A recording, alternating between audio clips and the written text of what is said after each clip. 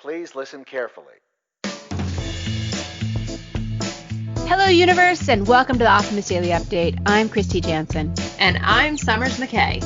And we are part of the team behind the Optimist Daily, making solutions the news. We bring you reader-funded solutions news every day in order to change the tenor of news media, social media, and the direction of your day to one focused on solutions. 7 days a week, we publish positive news stories written by award-winning journalists and delivered online to your inbox and through our social channels. And also, we are sharing these solutions in a commute-worthy, walk-worthy, home office-worthy, hump day-worthy podcast.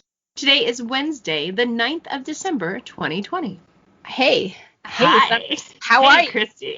How's it going today? So, a little behind the scenes for everybody. Sometimes we secretly pre-record Wednesdays because we know that we're going to be really busy on Wednesdays. But yesterday, Kristy and I were both in such grumpy moods that we felt it would not serve our audience if we recorded two podcasts in such grumpy moods. So today is real, and it really is Wednesday. And actually, we are both in much better moods. So feeling back to optimistic. Kristy, what can you attribute your return to optimism to? Well, one good thing was that, in my house, we do have a housemate who's a great friend, a great person who's living with us right now. And he came back after being gone for 5 days. And so just having another person to talk to. Yeah. And who was, kind of a neutral party, a fresh mind to engage with. There's something about just sitting down with a friend and talking and catching up face to face that is so necessary for me. And I think other people may have, it depends on what kind of social person you are, but it's not quite the same when you are talking over the phone or over Zoom. And just being with another human being in the living room, drinking a cup of coffee, sitting there and catching up made me feel so much better about everything. Yeah. And I don't know. I love my friends. And I'm so longing for being back in a place where we can just casually get together and have a cup of coffee. Summers. I know. I realize that my experience with friendship has just kind of radically changed. So I know that it's inevitable that when you have a new baby, you kind of withdraw from your friends. Like, that's just a normal thing, right? And then stages of life, you go away from people or come back together. But then you add in this pandemic. And I had this sort of sad realization that I went from being such an effusive person. And I mean, I used to run networking groups and meetups and just hundreds of amazing people that I would see on a regular basis all the time. And then there's 4. And actually, it's more like we have about 10 people in our little world. And there's something also about the intimates of family life where those relationships are so dense. Right. They can, you've got the positives and the negatives, and it's complicated, and you're all sort of bouncing off of each other. All of your trigger points are raw, and you can't leave the house. Exactly. To go somewhere else and blow off steam. Well, I am delighted that you got to have that conversation. I can attribute my return to optimism to 3 things. One, we had like a super fun afternoon yesterday with the baby. My parents came up and played with her, and I stepped away because I had to go pick up something. I had to go pick up an amazing meal made by this exceptional vegan chef for my family for dinner, and Brennan got to play with her grandparents, and it was just this beautiful, beautiful day. In the afternoon, because finally she was able to go outside because our wind event situation has been really aggressive in our neighborhood. There was a relatively substantial brush fire about 1.5 miles from my house. And so that was a bit harrowing yesterday evening, but then we all slept like champs. And so I'm optimistic because I got decent sleep. And then last but not least, I am drinking coffee out of my Christmas china because I decided, even though I'm not entertaining for dozens this holiday season, the 5 people who live in my home will enjoy our, spode Christmas cups. So I am happily drinking a warm cup of coffee in my Christmas china. And, that's sort of the framework of my return to optimism, is a good night's sleep, some time with friends and family, and Christmas mugs. So beautiful. Yeah.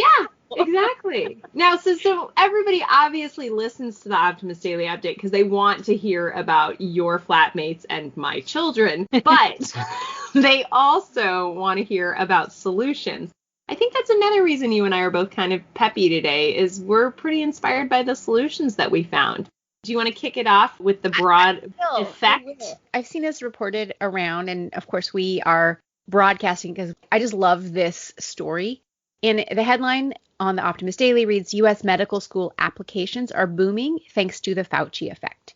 I read this story yesterday on NPR, and I think that's where we sourced it from. But I just find this so interesting. And this pandemic has really placed a spotlight on the important role of healthcare in our world, doctors and nurses and all the support people who help to care for our health, right? And also the epidemiologists that study things like pandemics. And these are not glamorous jobs a lot of the time. They are hard jobs. But according to the Association of American Medical Colleges, the AAMC, the number of applications to medical school has gone up by 18% this year. And this is even as other higher education is really being challenged by this shutdown and the inability for people to have in-person learning on college campuses. Kind of like when I think 9/11 really took a lot of people into the military. Yeah. This pandemic is inspiring our young people to consider a career in public health, in medicine, in science. And I think this is I'm as a person who really thinks science is an important part of our world and understanding how science works, understanding how medicine works. My father was a doctor. I feel like this is a fun, good news because it'll help, in 10 years from now, we'll have a new crop of people who are dedicated to this noble profession. Right. Well, and it's so interesting because the medical profession, has had a retraction in applications because of the exorbitant cost of medical school and the education and the very arduous process of finally becoming a physician has also been challenged because of changes in our healthcare system in the United States and the ability to actually pay back those student loans. And so the value proposition, the old idea that if you became a doctor, you'd make lots of money, that value proposition no longer became the motivating factor. And so we saw a dip in applications for medical practices. But now there's a deeper intrinsic benefit and intrinsic motivation to go to medical school that has nothing to do with the income that can be earned. And certainly there are adjustments and income as a physician can be a very viable living. But it's so brilliant to see that people are being drawn to this for motivating factors of doing good, right? So doing good and doing well are becoming aligned by the Fauci effect. And I'm very, very excited for it. And, as we all know, the youngins are the ones that give, when you ask most of our guests on the Optimist Daily, what gives them optimism, everybody says it's the young people. So this is definitely in that alignment. And sort of coming back to a sense of being called to service. I think getting involved with a profession like medicine, it does connect you, especially in times like this when it's more visible in terms of the social benefit and the positive that brings to our world and our communities. It makes my heart smile. Yes, I love it. I love it. Well, and some of the data, supporting, I guess, 2 out of every 5 doctors now practicing will retire within the next 10 years. So that's like 30%, slightly more than that, are going to retire. So we need a new crop of people entering in service. We do. And the thing wonderful. The thing that's interesting about this also is that we've been actually having to import doctors from other countries and nurses because of a shortage in medical professionals. Yeah. So, I mean, I don't think that's necessarily wrong, but the fact that you can make a ton of money on Wall Street and that money is the ruling way we judge success, I think maybe that's starting to change. Maybe there's other metrics of success, and doing a good job in a good profession and making that be how you value success. That could be another sign.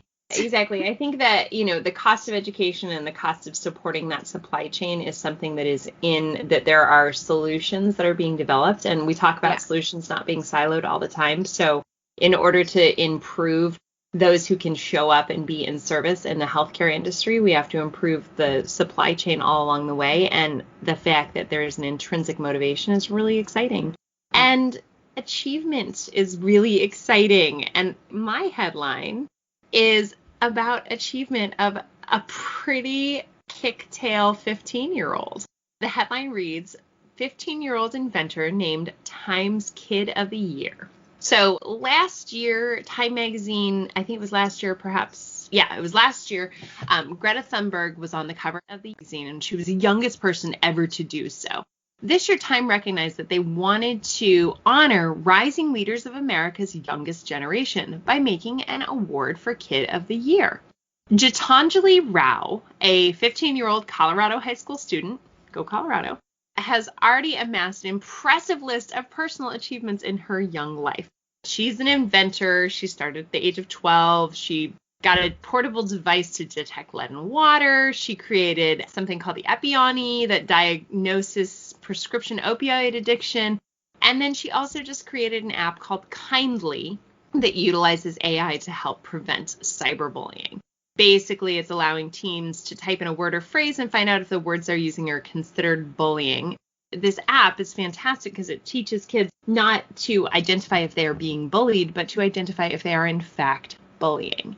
So her mantra is that she believes the pursuit of science is an essential act of kindness and the best way for younger generations to improve the world. And we just wanted to take a moment to honor young Ms. Rao for her major kick-assness. I like that Time is now including not just a person of the year, which is what they've done for the last 92 years, but also acknowledging in a separate category the kid of the year. Yeah. And like last year, the person was also a kid, right? A minor. Right. But our young children, our young people are truly inspirational, especially people as remarkable as Gitanjali. There's that kid who had the lemonade stand. I want to nominate him. Our kid who had it wasn't a lemonade stand. It was a joke stand. Right? We got to send Time that kid because he was pretty amazing too. Yeah. But then there's also like the two brothers who set up at the B Highway in their neighborhood in Virginia. I mean, young people, they deserve a lot of respect. Yeah. Yeah. And the hustle of young people and innovation is just really, really very inspiring. Well, we have a pretty busy day, Kristy, but let's hop to some of the other headlines. What else do we have? Well, there's a couple tips on how to deal with foggy windshields. And this is some tips from a NASA engineer. I love that. There's a Buddhist temple in Myanmar that's offering refuge to threatened snakes. I am the proud owner of a ball python, so I think this is kind of a neat thing. Yeah. The world's biggest wind turbines are actually coming to the New England coast, and that will be a benefit for wind power on the East Coast.